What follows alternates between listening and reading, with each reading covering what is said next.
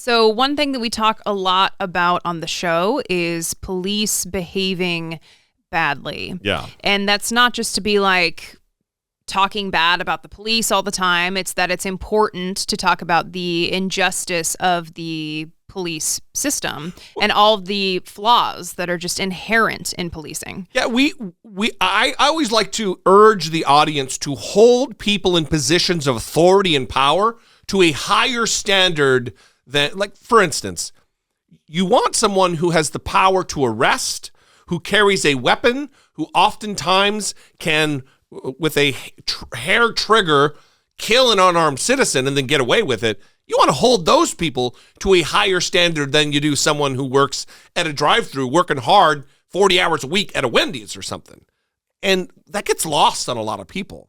Cops should be absolutely held to a higher account. And that's what we do on this show. It's not about bashing cops. It's about bashing bad cops and holding bad cops to account. And oftentimes, there are too many bad cops.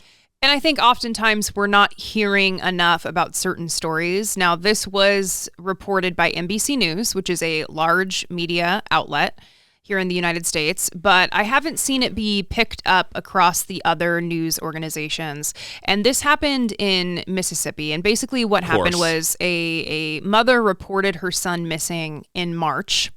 And she went to the police, said, "My son is missing. I need help."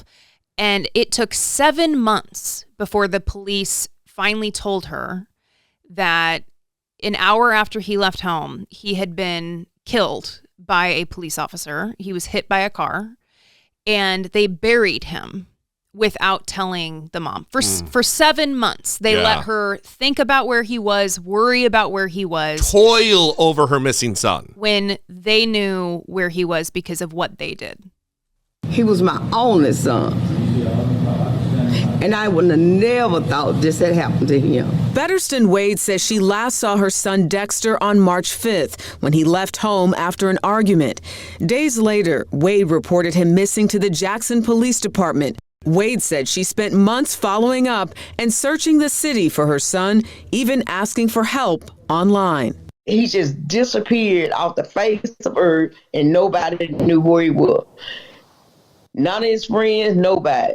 What she didn't know was that Dexter was already dead and buried in a grave marked with only a number at a cemetery outside a county prison. All the time. He was right down there in the morgue. All they had to say was, "Miss Wade, your son is in the morgue." According to his death certificate, Dexter was killed on March 5th, less than an hour after he left home when he was accidentally struck by an off-duty officer driving a Jackson police SUV near an interstate exit. Wade says police told her about the incident on August 24th, nearly 6 months after his death. Give me a reason to really why y'all did not contact me, why y'all didn't knock on my door. Wade said a coroner identified Dexter from a prescription medication that he was carrying and received the next of kin information from a medical clinic. According to Wade, the coroner was unable to reach her, but she was told Jackson police tried to contact her several times. Wade says she never received a call.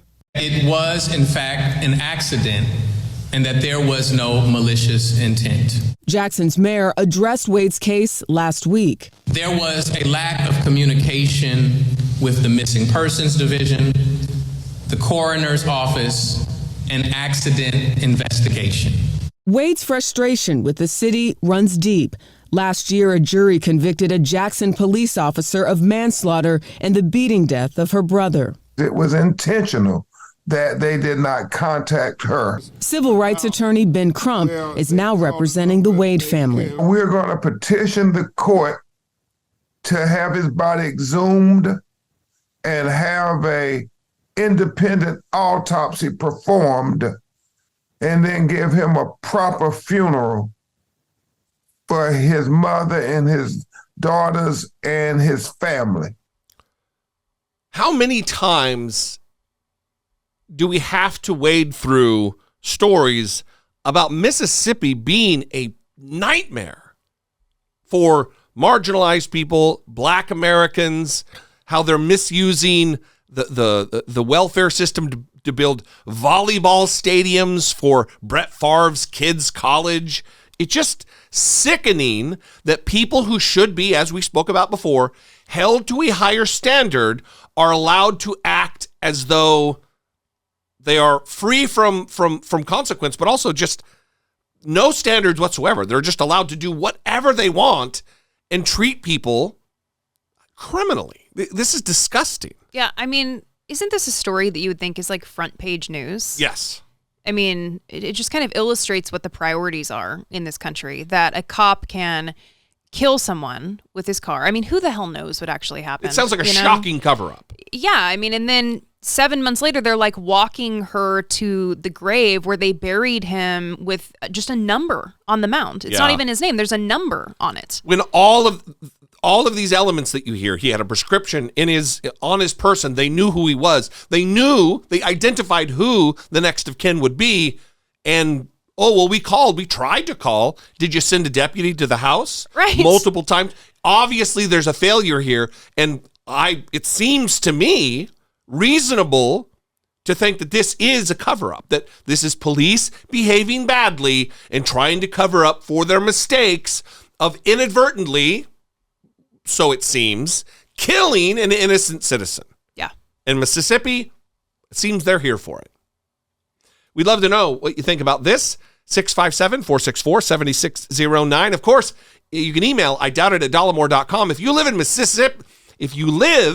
Mississippi, we'd love to hear from you about this.